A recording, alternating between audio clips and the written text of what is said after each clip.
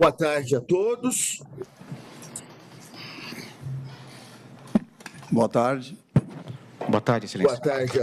Boa tarde mais uma vez a todos. Meu nome é Ayrton Vieira, sou juiz instrutor do gabinete do ministro Alexandre de Moraes.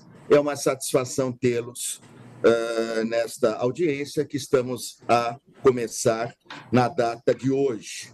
Igualmente, Excelência.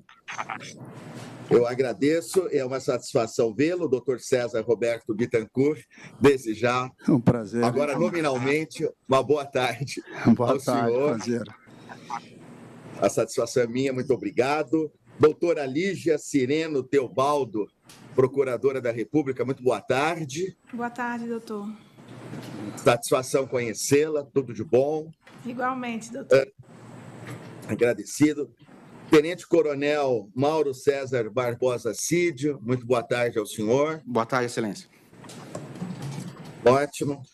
Bem, a presente audiência destina-se a esclarecer determinada situação, há pouco surgida, em função de uns áudios veiculados pela revista Veja, online, que, segundo esses áudios, eles fazem referência a um termo de colaboração premiada anteriormente assinado pelo tenente-coronel Mauro Cid. Então, nós precisaríamos esclarecer o contexto que envolveu essa situação. Inicialmente, eu tenho algumas perguntas para fazer. Na sequência, eu dou a palavra para eventuais perguntas por parte da doutora Lígia Cireno Teobaldo, da Procuradoria-Geral da República, e, em seguida, passo a palavra ao doutor César Roberto Bittencourt para, igualmente, as perguntas que entender pertinentes, cabíveis, em nome da defesa do tenente-coronel Mauro Cid. Qualquer dúvida, fiquem à vontade e interrompam-me sem problemas. Obrigado. Podemos começar, então, não é? Sim. Tá. Bom, tenente-coronel Mauro Cid, consta que o senhor participou de uma audiência no Supremo Tribunal Federal no dia 6 de setembro de 2023, presidida pelo então juiz auxiliar Marco Vargas, do gabinete do ministro Alexandre de Moraes, que é o relator. Na ocasião, o senhor confirmou a presença dos requisitos previstos no artigo 4º, parágrafo 7º, da Lei 12.850 de 2013. O senhor tem presente, o senhor recorda-se desta audiência, senhor Mauro Cid? Sim, senhor. O senhor se recorda das circunstâncias da realização, onde ela foi realizada, das pessoas que participaram da referida audiência? Sim, senhor. Inclusive, creio que foi nessa mesma sala aqui, né? Na ocasião, o senhor estava acompanhado dos seus defensores? Sim, senhor. O senhor consegue nominá-los? Estava o doutor César, a doutora Vânia, e eu não me recordo se o doutor Jair estava presente ou não, mas com certeza o doutor César e a doutora Vânia estavam presentes comigo. O senhor sempre esteve acompanhado dos seus defensores nas oitivas realizadas pela autoridade policial? Sempre, nunca fui desacompanhado. Pelo menos por um advogado ou, via de regra, por mais de um? Na maioria das vezes, por mais de um. Sempre, portanto, acompanhado, Isso, na sempre. maioria das vezes, de mais de um advogado. Isso, sim, senhor. Às vezes até 3. Já teve situação que o doutor Jair estava acompanhando também.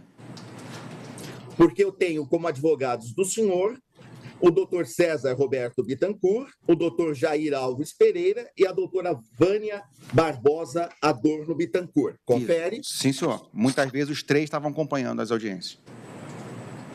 Perfeitamente.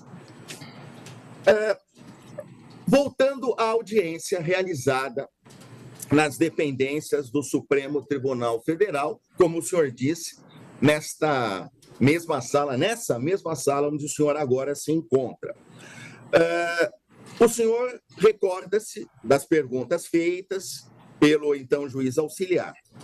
Eu questiono ao senhor se o senhor confirma, se o senhor reafirma a voluntariedade da manifestação de vontade que o senhor, naquela ocasião, naquela audiência, exteriorizou.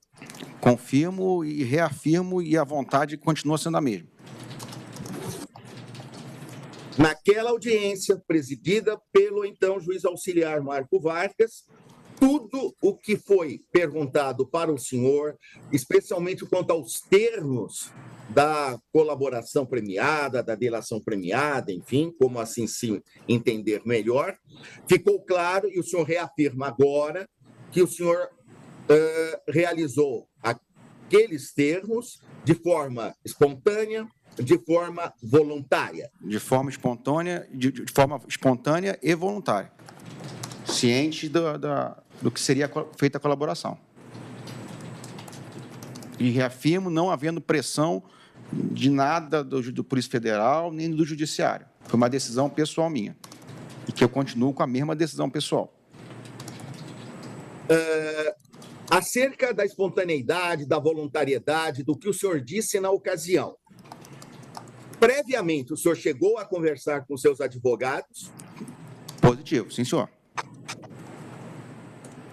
Em algum momento, o senhor foi, de alguma forma, coagido por qualquer pessoa ou por qualquer instituição a firmar o acordo de colaboração de que estamos a falar? Não, senhor. A decisão de colaborar foi minha, da minha família, de livre e espontânea vontade. E, obviamente, conversando com o advogado que me orientou.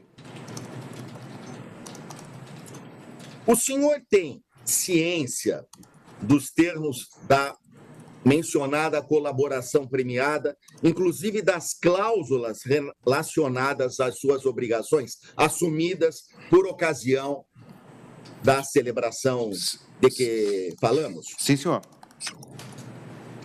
O senhor tem presente, o senhor chegou a ler todos os termos, com eles concordou, com eles trocou ideia com seus advogados, vale dizer, estava seguro, estava consciente de todas as cláusulas envolvidas. Sim, senhor. E com elas concordou, anuiu. Sim, senhor.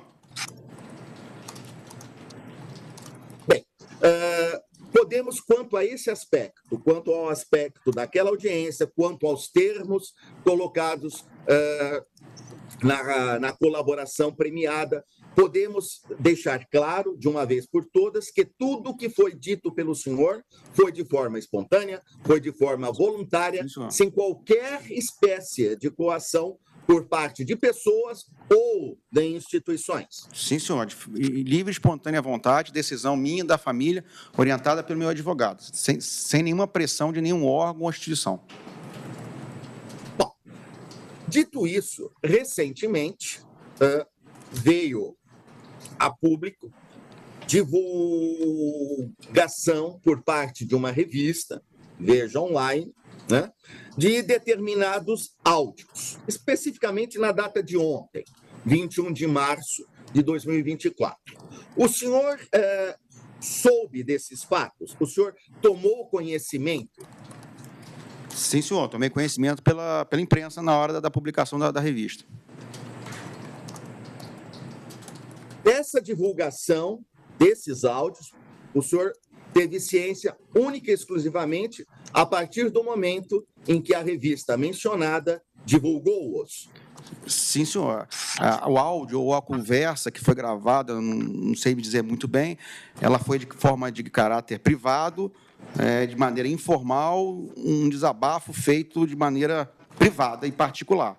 Ela nunca teve o intuito de ser exposto numa revista de grande circulação, que expôs uma conversa privada, particular, de alguém que está com vários problemas e, de certa forma, psicologicamente abalado, de certa forma, em alguns aspectos. O senhor chegou a ouvir todos os áudios que foram divulgados pela imprensa? no caso, pela revista que primeiro os divulgou? Sim, senhor. Ouviu todos aqueles que foram divulgados? Sim, senhor. O senhor os reconhece? Ou seja, a voz era do senhor, o senhor reconhece ter tido aquela conversa, ter mantido aquele diálogo com alguém? Sim, senhor. Aquelas mensagens, aquelas falas, foram efetivamente ditas, proferidas pelo senhor? Elas foram ditas em sentido de desabafo numa conversa privada com um amigo. Ou com um familiar que a gente ainda não conseguiu levantar direito isso aí. Com quem o senhor conversou? Quem era o interlocutor dessas mensagens que acabaram divulgadas pela revista online? Com quem o senhor conversava, conversa essa que deu origem a esses áudios? Só passar um contexto para o senhor. À vontade. Eu tô bem recluso, né? A minha vida está sendo praticamente em casa. Eu não tenho vida social, não estou trabalhando. E com quem eu me comunico são um círculo de amigos muito próximos e familiares próximos. E, efetivamente, para quem eu falei, quem eu conversei, eu não me lembro. Até porque, como era uma conversa privada, particular, de um desabafo, de um momento psicológico ruim, né, foi alguém próximo da família. Ou de um amigo muito próximo.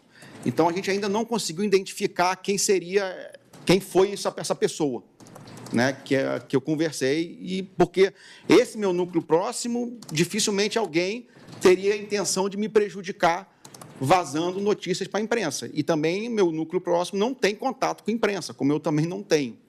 Né, eu não falo com a imprensa.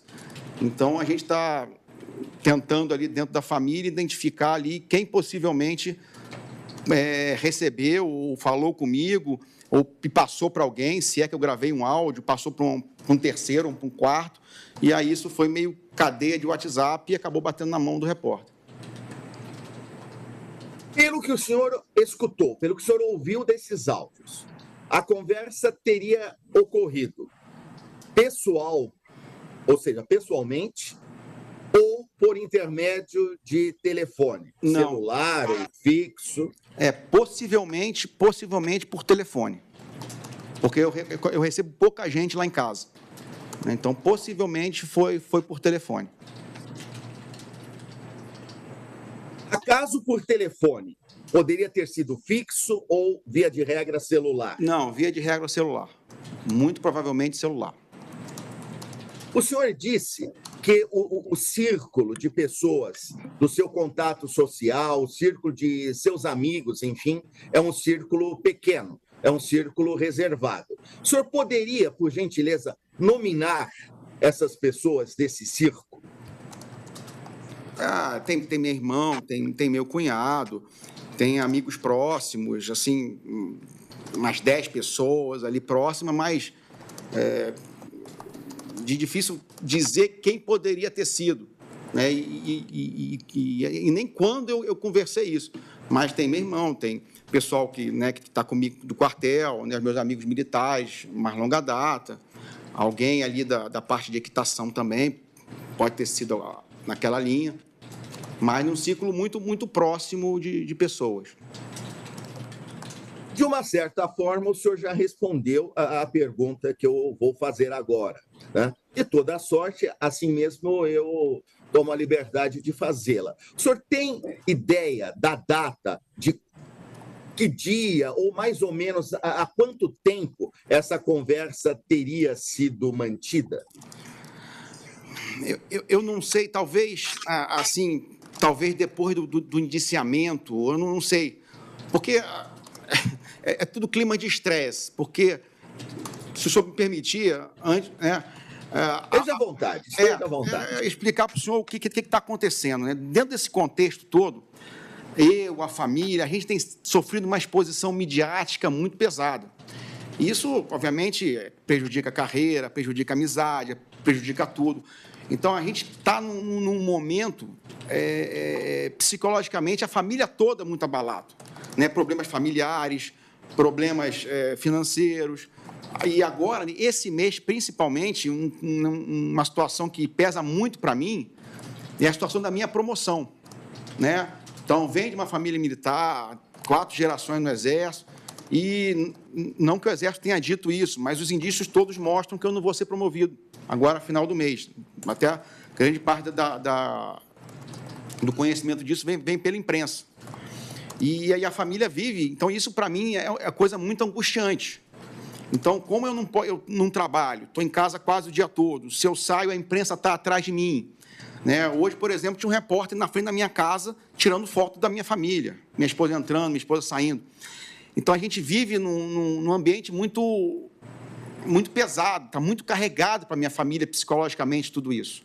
Né? E tanto que, né, isso é coisa particular, mas a gente não dorme antes da meia-noite, quando sai a última notícia, e 5h30 da manhã já está acordado para ver qual a próxima notícia. Tudo bem, por mais que todo mundo diga, não vê imprensa, mas não dá. 5h30, 5h da manhã já acorda desesperado, achando que vai ter alguma coisa minha. Né? Isso já vem de anos. Né? E esse mês de março, principalmente, por causa da promoção, digamos assim que eu estou, é um termo que eu não gosto de usar muito, mas mais sensível, mais, né, com as coisas. Tanto que tudo que eu falei, tudo que foi um desabafo, eu não tinha ideia de atacar ninguém, nem criticar ninguém, até porque a Polícia Federal, acho que ela sempre me tratou com muito respeito ali, por mais que eles tenham a tese investigatória deles, eu tenho a minha versão, mas nunca houve uma pressão, eu quero que você fale isso, eu quero que você fale aquilo, se não falar você vai perder, veja bem que você vai falar. Ele tem a tese investigatória dele, eu tenho a minha versão. Então, só que quando eu fui falar com um amigo, né, tanto que eu não sei nem se os áudios ali estão na ordem correta, né, o desabafo começa eu criticando até o presidente, que eu falo, pô, tem gente milionária, tem gente aí que não perdeu nada, tá sendo investigado, está na imprensa, mas eu perdi tudo que eu tinha. A família está vendendo os imóveis.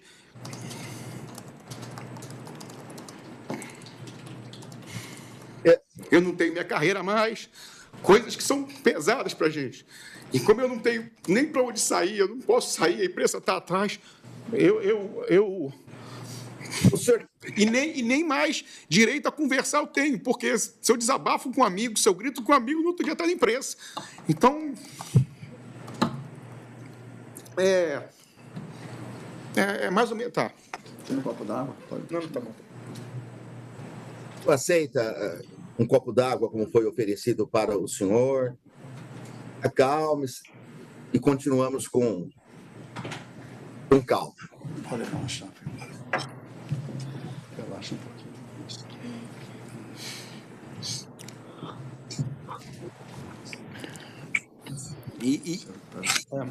E as palavras ali não tinham sinais de crítica, nem atacar ninguém. Era um desabafo do que estava acontecendo, a minha situação toda, o que está acontecendo comigo. Era um momento, uma forma minha de expressar. Tanto que tem palavrão ali, e quem me conhece sabe que eu não falo palavrão. Né? Então, assim, quando eu falo é porque está num nível já alto de estresse. Então, é uma maneira de descarregar e soltar o que está preso ali dentro. Então, em nenhum momento houve coação da Polícia Federal, em nenhum momento eles me obrigaram a falar alguma coisa. Óbvio que eu tinha uma versão e eles me colocavam que eles tinham na investigação. Nós temos isso, está falando isso, é isso mesmo? Eu falava, eu não me lembro, mas e isso? Então, foi isso que aconteceu. Em nenhum momento eles me obrigaram a falar alguma coisa. Não, coloque isso aqui, senão você vai perder a delação. Isso nunca aconteceu. Isso nunca aconteceu.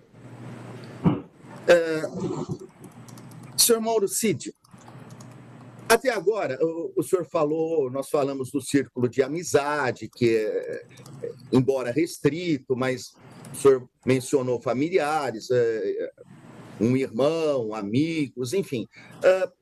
Para que possamos ter mais claro, o senhor poderia, por gentileza, precisar, e eu digo nominar, para ser mais explícito, dar os nomes das pessoas com as quais o senhor tem conversado regularmente?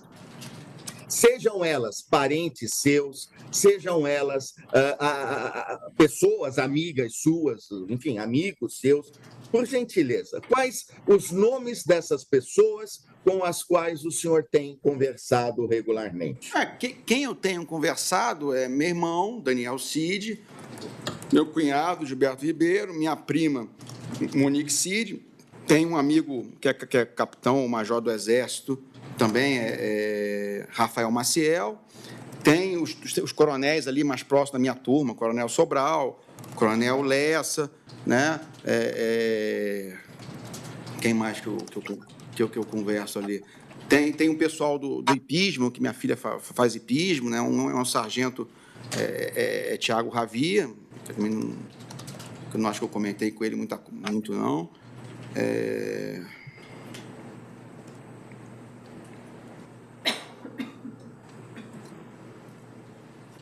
Quem mais que podia ter falado essa porcaria? O senhor mencionou nomes de familiares, o senhor mencionou nomes de amigos seus, especialmente da área do Exército, da qual o senhor é originário. Mas de outras áreas, por exemplo, o senhor chegou a conversar com pessoas de outras áreas? Para que eu seja mais expresso, pessoas que trabalharam com o senhor no passado, pessoas vinculadas à área política ou à área social da sua amizade, mas não necessariamente vinculadas ao Exército? Não. Em caso positivo, os nomes, por favor. Não. Eu não tenho contato com nenhum político, eu não tenho contato com ninguém do judiciário, né? As pessoas, porque assim, eu sempre fui militar, eu nunca fui político, eu entrei nessa função de ajudante de ordem por escolha do comandante do Exército. Então, toda a amizade que eu fiz, ou que eu criei, os relacionamentos durante os 4 anos da presidência, eu não mantenho mais nenhuma. Então, eu não comento com ninguém, eu não falo com ninguém. Até as pessoas se afastaram, de certa forma, de mim também. Então, eu não tenho contato com ninguém de núcleo político, de nada, de nenhuma esfera política. De uma forma ou de outra, o senhor talvez já tenha respondido à pergunta que eu vou lhe fazer, mas de toda a sorte, né, eu precisaria saber quem são os policiais que, de uma forma ou de outra, queriam que o senhor falasse coisas que não sabia ou que não teriam acontecido. Porque isso foi dito, o senhor já fez o contexto, perfeito, mas eu precisaria expressamente de uma resposta sua a esse questionamento para que não pairem dúvidas. Eu não sei o nome dos agentes nem dos delegados que acompanhavam a oitiva. O único delegado que eu sei o nome é o delegado Schorn, doutor Schorn, mas os outros que acompanhavam as oitivas eu desconheço o nome, né? Estava em todas as oitivas que eu participei, mas eu desconheço o nome. Acho que você não entendeu. Mas a pergunta Não. é, alguém forçou? Não houve. Não, ninguém. Desculpa. Desculpa, Excelência. Não, ninguém. À vontade. Não, ninguém me forçou. Não foi forçado. Eu volto ao que eu tinha comentado anteriormente, eles tinham a tese investigativa e eu tinha a minha versão. E muitas vezes a minha versão contradizia com argumentos que eles tinham nos inquéritos. E eu falava, não, minha versão é essa, isso aqui eu não sei, isso aqui eu não vi.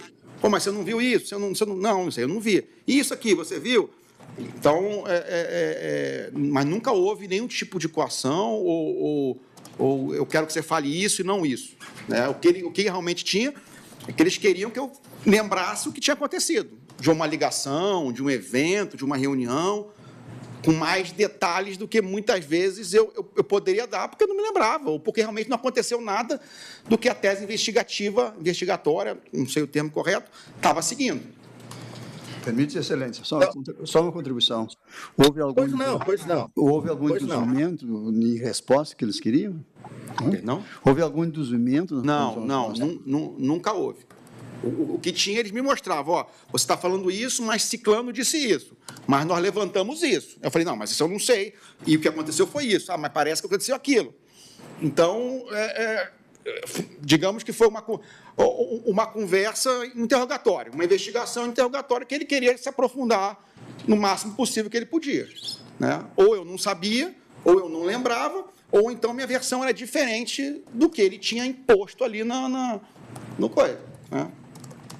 Senhor Mauro Cid, em resumo, então, quanto a esse aspecto, seja delegado da Polícia Federal, seja agente da Polícia Federal, enfim, nenhum membro da instituição Polícia Federal pediu que o senhor dissesse coisas sabidamente não ocorridas, ou induziu o senhor, ou coagiu o senhor, correto? Correto. Não houve isso por parte de nenhum membro da Polícia Federal. Não, senhor.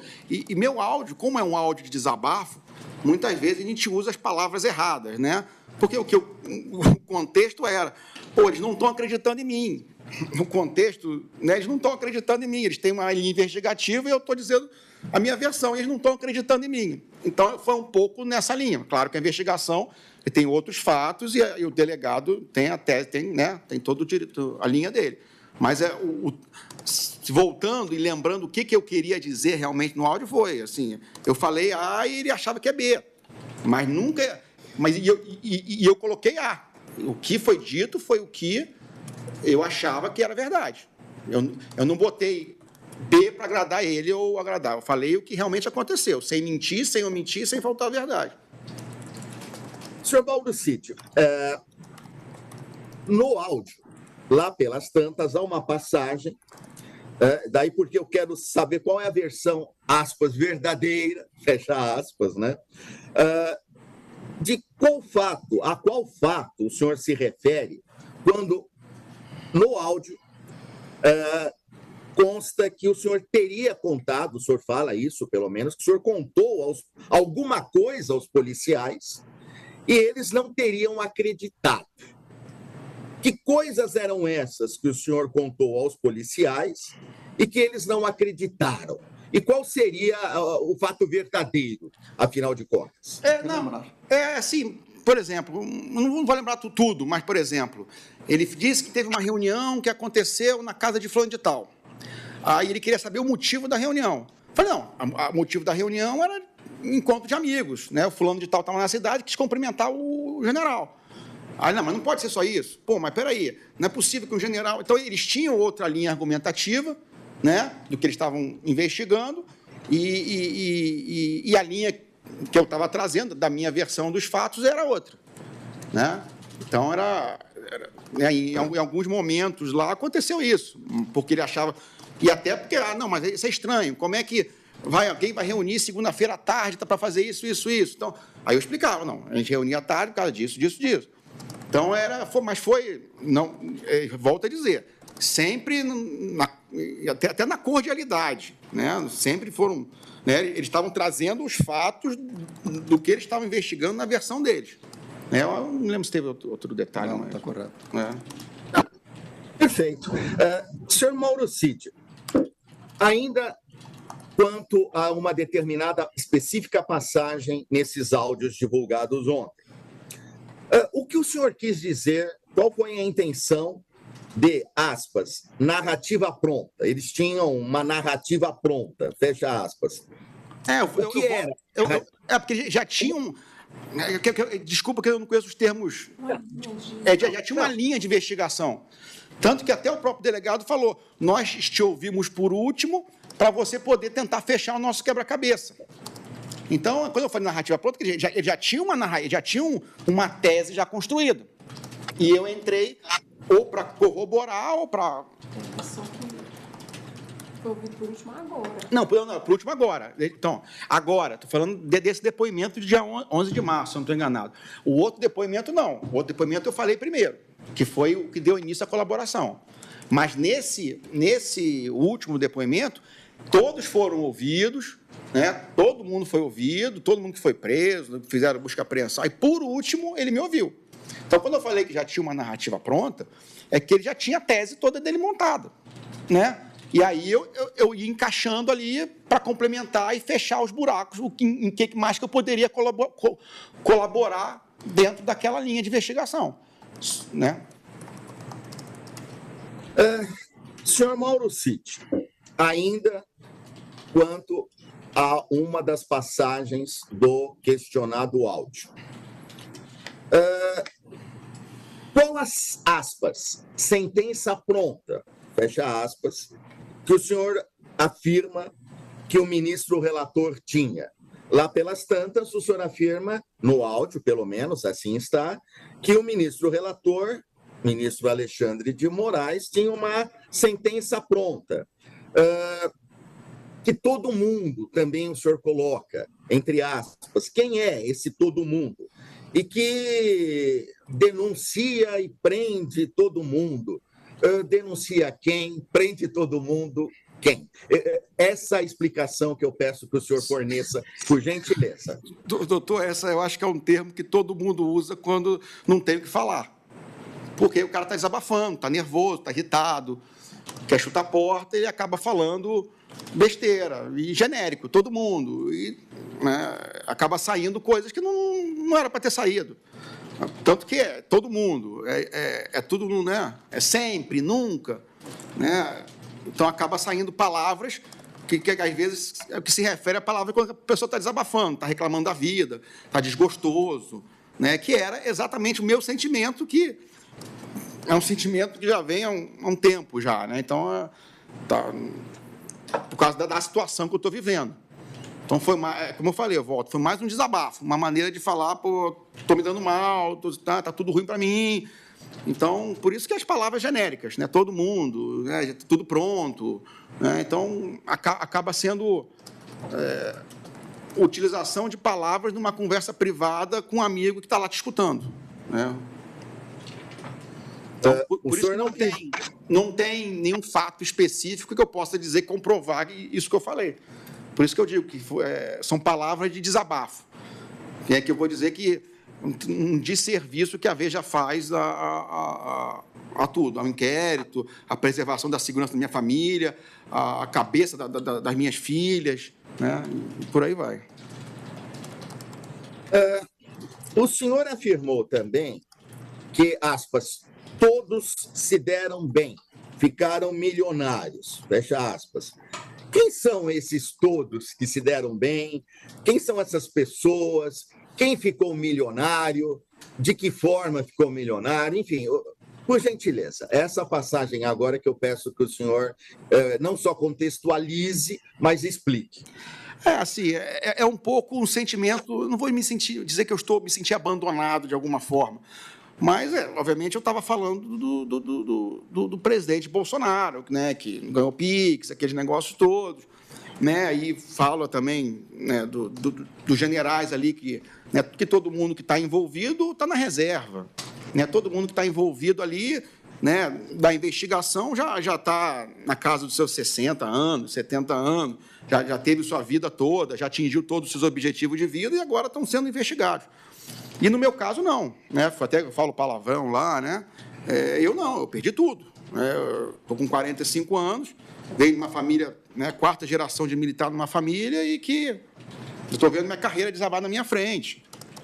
Estou vendo amigos meus, né, vou usar a expressão que eu gosto de usar, leproso, né? Não porque eles acham que eu fiz alguma coisa de errado, mas porque sabem que pode se prejudicar no exército, se ficar se aproximando de mim. Então,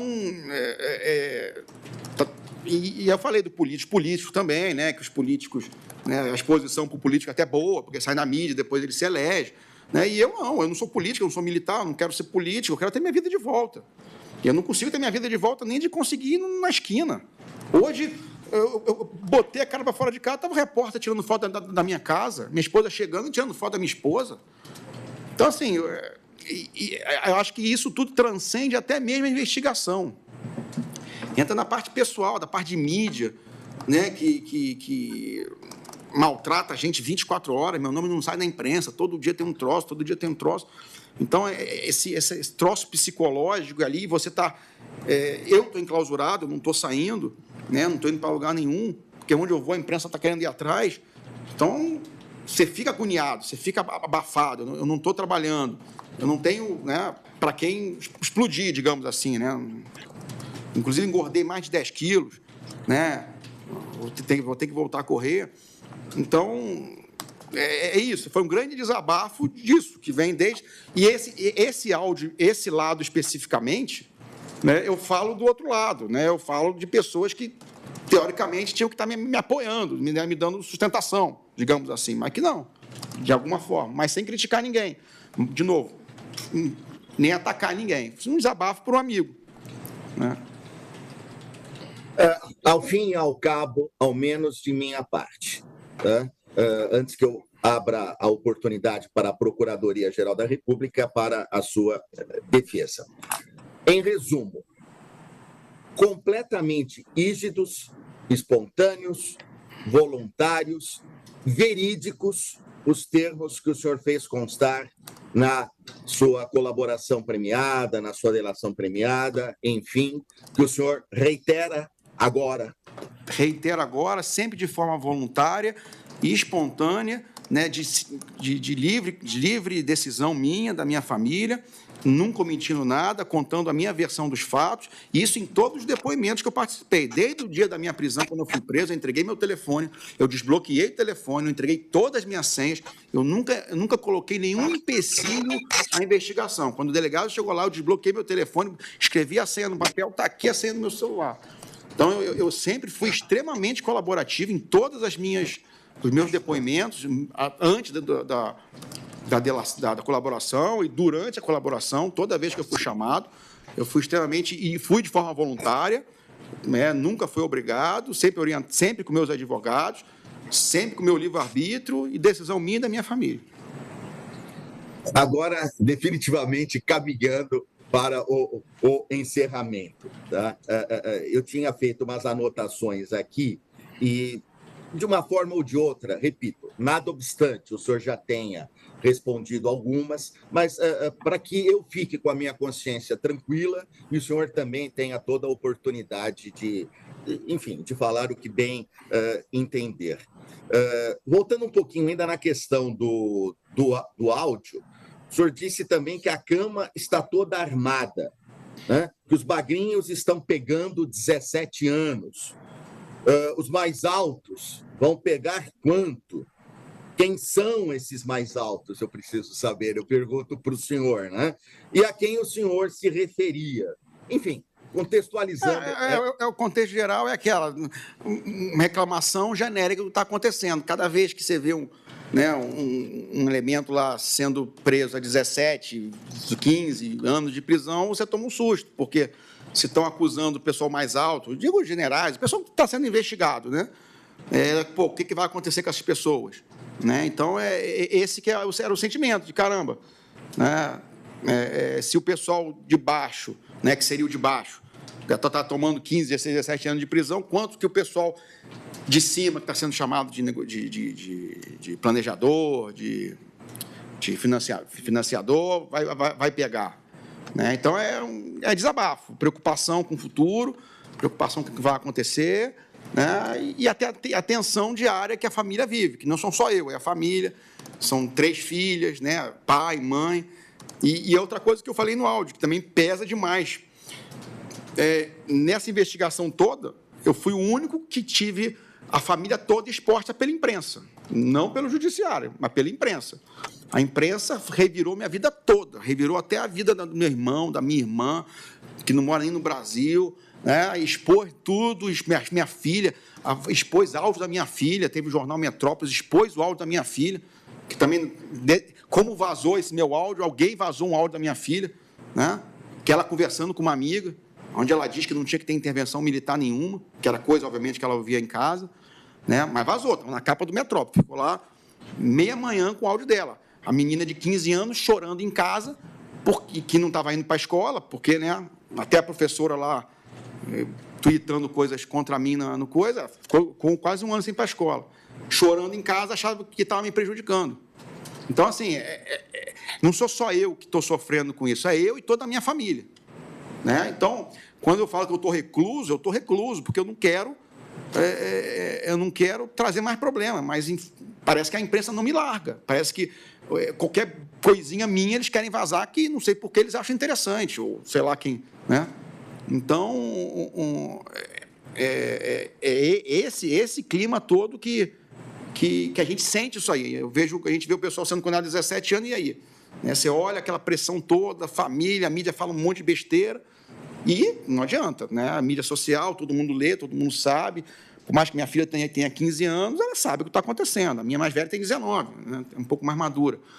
Mas, mesmo assim, né, e aí eu fico preocupado. Quando vazou o áudio do Metrópolis, né, eu fico com medo até dela se matar, porque sabe como que é adolescente, né? Aquela adolescente ficando no celular, presa em casa, né? Se bem que ela monta, então dá uma desopilada nos problemas. Mas você sabe que será o que vai acontecer. Então, é uma responsabilidade muito grande. Tanto que, depois que vazou a porcaria do áudio, minha filha chorando em casa. O que vai acontecer com meu pai? Então, assim, é um desserviço que essa porcaria da imprensa faz, de pegar um áudio privado de amigos, que o cara está desabafando, vivendo um problema que eu estou vivendo mais de sei lá quanto tempo, e me expor isso como se fosse matéria de futebol. Né? Como se fosse outra matéria para dar clique, para dar like, sei lá. Né? Senhor Mauro Cid, nada obstante, o senhor também já tenha, de uma forma ou de outra, deixado muito claro, mas, enfim, o senhor confirma integralmente o último depoimento que o senhor prestou na Polícia Federal, no recente dia 11 de março de 2024? Concordo com tudo que eu falei, não fui pressionado, tudo que eu falei foi verdade, respondi todas as perguntas que foram me questionadas e que eu poderia responder. O senhor também já... Confirmo tudo que eu falei. O senhor também já respondeu, mas, enfim, nesta ocasião, o senhor estava acompanhado pelos seus advogados, correto? Isso. Positivo, pelo doutor César e pela doutora Vânia. Tá. O senhor tem mantido contato por qualquer meio, com outros investigados ou pessoas, interlocutores, pessoas que falem em nome desses outros investigados? Não. Nenhum? Não. Nem investigados, nem interlocutores? Não. O senhor deseja manter o acordo de colaboração premiada ou pretende rompê-lo? Não, desejo manter o acordo de colaboração premiada. E o que a Veja fez foi um desserviço para o inquérito, foi um ataque à minha família e uma ação nefasta de uma mídia complicada de se lidar. Mantê-lo e nos exatos termos em que ele foi celebrado. E nos exatos termos que foi celebrado. Perfeitamente, senhor Mauro Cid. Agora sim, de minha parte, pelo menos por enquanto, nenhum outro questionamento, nenhum outro esclarecimento. Porventura, se eu assim entender, após as perguntas da doutora Lígia Cireno Teobaldo, da Procuradoria-Geral da República, e do seu defensor, o doutor César Roberto Bittencourt, salvo engano, é a doutora Vânia Barbosa Adorno Bittencourt, que também o acompanha. Isso. Então, eu me penitencio de público e dou boa tarde para a senhora, doutora Vânia Barbosa, que até então eu não tinha tido essa oportunidade, eu não tive essa percepção. Tive no decorrer do depoimento. Muito boa tarde, uma satisfação vê-la igualmente. Boa tarde. Muito bem. Então, eu passo a palavra agora à doutora Lígia Cireno Teobaldo, pela Procuradoria-Geral da República. A senhora esteja à vontade, pode fazer as perguntas diretamente ao senhor Mauro Cid e ele diretamente responderá para a senhora. Agradeço, excelência. Boa tarde, senhor Mauro Cid. A respeito especificamente da cláusula 11 do seu acordo de colaboração premiada, que estabelece o dever de falar incondicionalmente a verdade. O senhor confirma que essa cláusula tem sido cumprida durante todos os depoimentos que têm sido prestados à Polícia Federal? Confirmo. A respeito da cláusula 18, que impõe o dever de sigilo sobre os termos da colaboração premiada, o senhor confirma que ela tem sido cumprida? Confirmo, eu nunca fiz nenhum comentário sobre o que eu falei, sobre o que me foi perguntado. Tanto que os próprios comentários que eu fiz, né, no meu desabafo, foi amplo, maneira ampla e genérica. Né? E os vazamentos que tiveram na imprensa, né, do decorrer do tempo, aí, nunca partiu nem da minha pessoa e da defesa. A respeito da cláusula 19, que toca isso que o senhor acabou de me dizer, que impõe o dever de preservar o sigilo da colaboração, O senhor confirma que ela tem sido cumprida? O senhor chegou a compartilhar os termos da sua colaboração com terceiros? Não, nós nunca, até porque sempre que a gente saía de qualquer colaboração, de qualquer depoimento, nós não levávamos nada, nem papel, nem gravação, nem áudio, nem vídeo, nem nada, nem termos de colaboração, nem eu, nem a minha defesa, doutor César, nós não temos nenhum documento que foi produzido durante os depoimentos.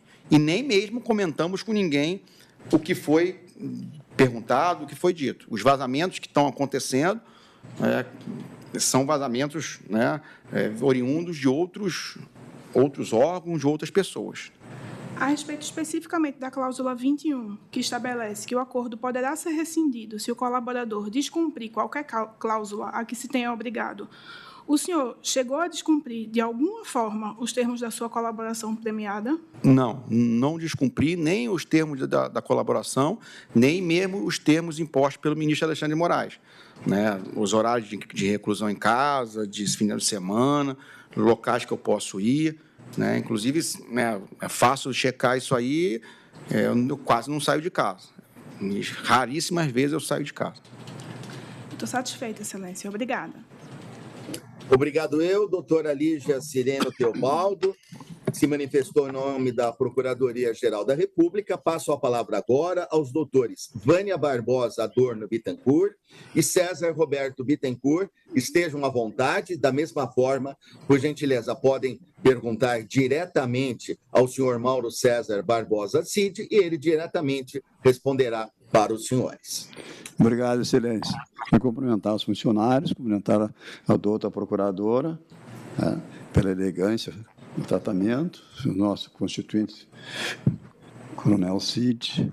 E queria, excelência, aproveitar a oportunidade, não vou fazer pergunta para o Cid, para cumprimentar Vossa Excelência pela condução elegante, respeitosa, talentosa, criteriosa, que o senhor manteve nesse momento tão difícil para o nosso constituinte. Para nós é uma honra, um prazer estar perante Vossa Excelência, perante os funcionários, a procuradora, né, e estaremos sempre à disposição. E a nossa defesa será feita nos autos no momento oportuno. Agradecemos demais o tratamento, assim, digamos, VIP de Vossa Excelência. Obrigado, excelência. Eu agradeço, doutor César Bittencourt, as suas palavras. Esteja certo que as recebo com extrema alegria, com extrema satisfação, mas as debito única e exclusivamente à alhaneza que precede o senhor, que precede a sua fama, a sua educação, a sua cordialidade, enfim, a sua pessoa. São esses os fatos que levam e que com certeza levaram o senhor a proferir essas palavras. Eu que agradeço, porque se conseguimos chegar a um bom termo, foi graças à colaboração dos senhores. Estejam certos disso, né?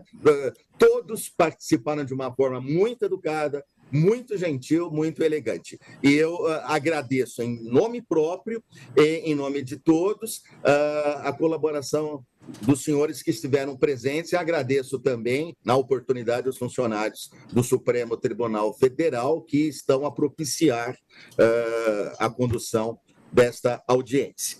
Que, diante do que foi colocado pela doutora Lígia Cireno Teobaldo e pelos doutores Vânia Barbosa Adorno Bittencourt e César Roberto Bittencourt, tendo sido respondidas as perguntas formuladas pelo tenente-coronel, o senhor Mauro César Barbosa Cid, nada havendo para ser pedido, eu dou por encerrada formalmente esta presente audiência.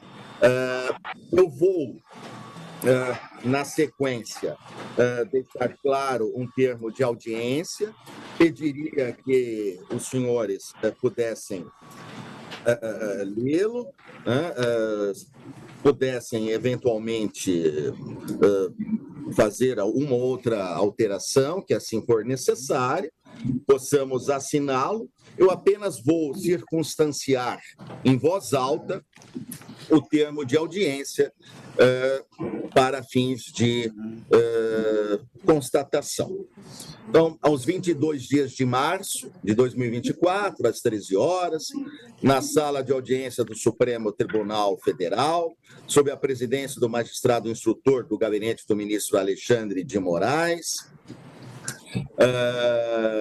compareceram, após cumpridas as formalidades legais e apregoadas às partes, o senhor Mauro César Barbosa Cid. Estou lendo em resumo, né? Não estou lendo o CPF, a nacionalidade, etc. Representado pelos advogados César Roberto Bittencourt, Jair Alves Pereira. No caso, o senhor Jair Alves Pereira não esteve presente, eu estou já a retirar. Está online, tá? Mas apenas pessoalmente, né, o doutor César Roberto Bittencourt e a doutora Vânia Barbosa Adorno Bittencourt, bem como a procuradora da República, a doutora Lígia Cireno Teobaldo.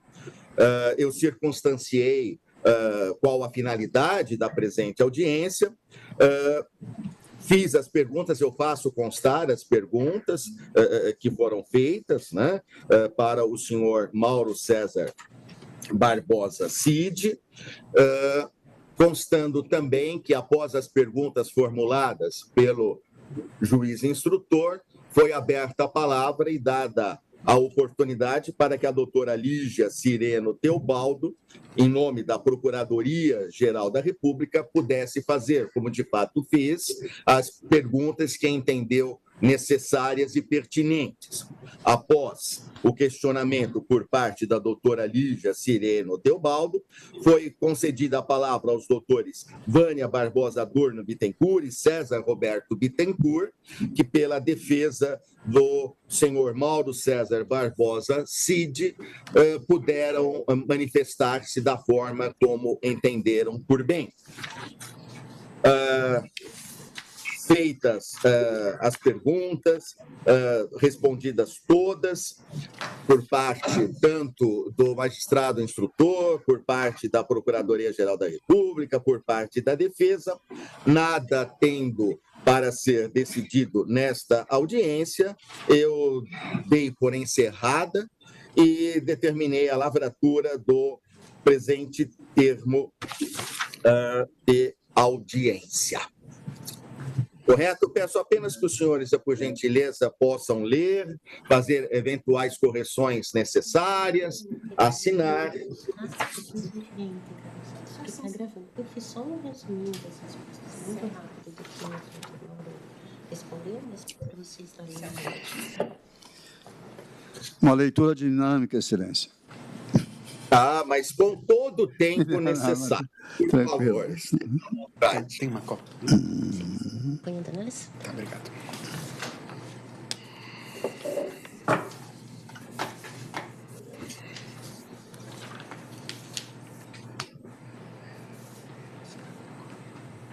Quer que eu mando depois que tiver assinado pelo juiz? Sim. Obrigada.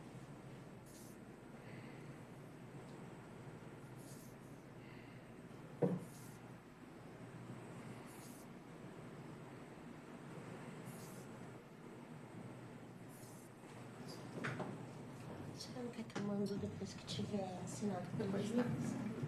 Manda no WhatsApp. Eu tenho uma memória do Dr. César que mandou mensagem ontem. Será que é mesmo? Pode falar. Pode? Tá.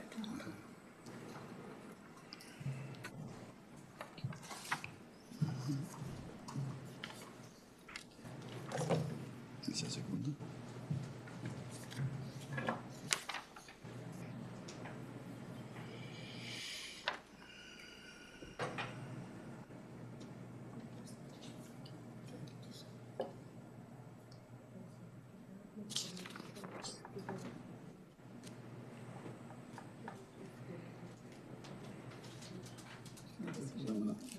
Mas não tem problema, porque depois tem a Não tem transcrição problema, tudo né? da audiência mesmo.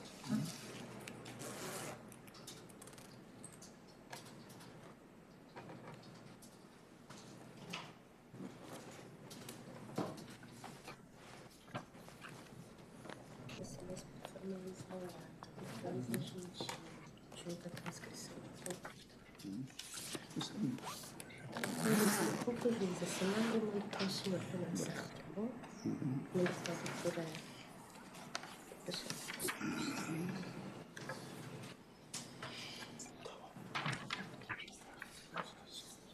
ficar uma caneta para o senhor assinar.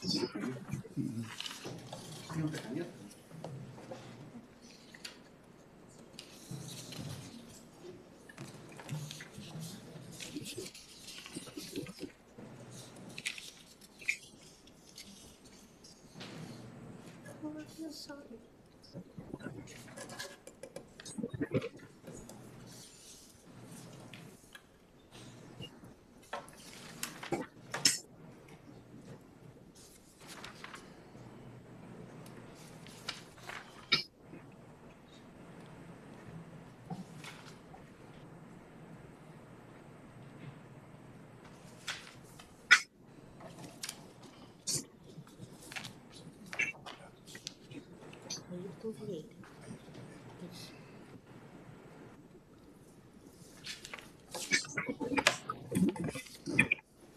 Isso.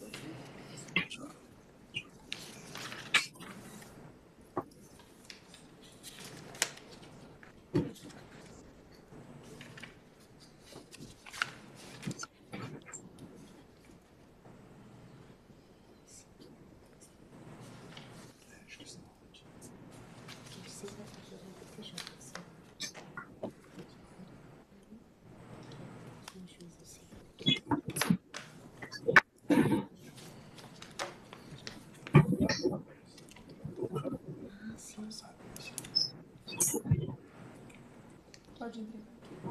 Pode entregar. Eu acho que porque sendo daqui ele não tem como trazer. Eu consigo, mando para o senhor. Tá, obrigado.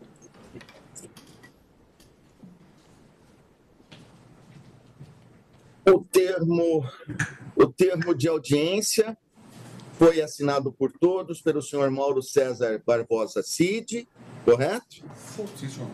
Foi assinado também pelos doutores Vânia Barbosa Adorno Bittencourt e César Roberto Bittencourt.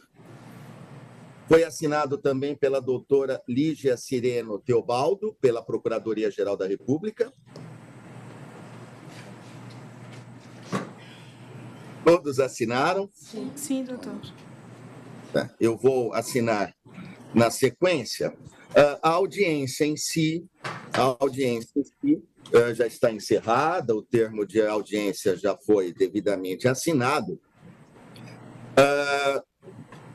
Eu tenho, no entanto, que cientificar a todos que o senhor ministro relator, Alexandre de Moraes, nos autos da PET 11.767 do Distrito Federal, decidiu e decretou a prisão preventiva do senhor Mauro César Barbosa Cid. Eu tenho em mãos a decisão assinada pelo senhor ministro relator, o ministro Alexandre de Moraes. Posteriormente, os senhores vão recebê-la, vão tomar ciência do seu conteúdo, das razões que levaram o senhor ministro a decretar a cautelaridade prisional, a prisão preventiva do senhor Mauro César Barbosa Cid. Eu apenas aqui estou oficialmente dando ciência a todos os senhores, ao senhor Mauro César Barbosa Cid, aos doutores Vânia Barbosa Adorno Bittencourt e César Roberto Bittencourt, bem como a doutora Lígia Sireno Teobaldo, desta decisão, repito, todos os senhores oportunamente receberão cópia, e já adiantando que ela será imediatamente cumprida. É isso que eu tenho para ainda cientificá-los, né? Há quaisquer outras dúvidas, quaisquer outros questionamentos, eu peço encarecidamente que sejam efetuados e endereçados na petição em questão, né? Na PET em questão, e encaminhadas para que o senhor ministro relator possa efetivamente apreciá-las e decidir. Haja vista que a minha delegação, a minha competência, portanto, encerra-se no presente momento. Eu agradeço. O número da PET, Excelência, por gentileza. Eu tenho 11767. Eu tenho aqui 11767. 767 do Distrito Federal. Tá. Eu tenho como esse número. Né?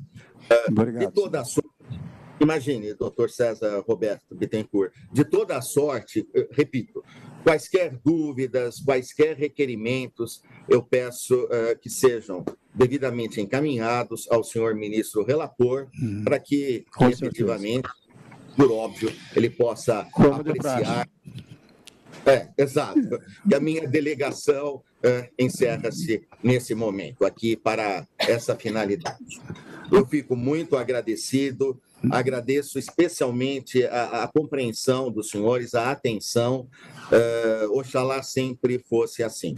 Desejo que os senhores tenham uma boa tarde, um bom fim de semana a todos, os senhores advogados, a senhora procuradora da República, o senhor Mauro Cid igualmente, enfim, familiares e a todos os funcionários do Supremo Tribunal Federal. Uma boa tarde a todos, sigam em paz e até uma outra oportunidade. Muito obrigado. Obrigado, Excelência. Até a próxima. Vamos tomar as nossas providências, porque o trabalho só está começando. Muito obrigado.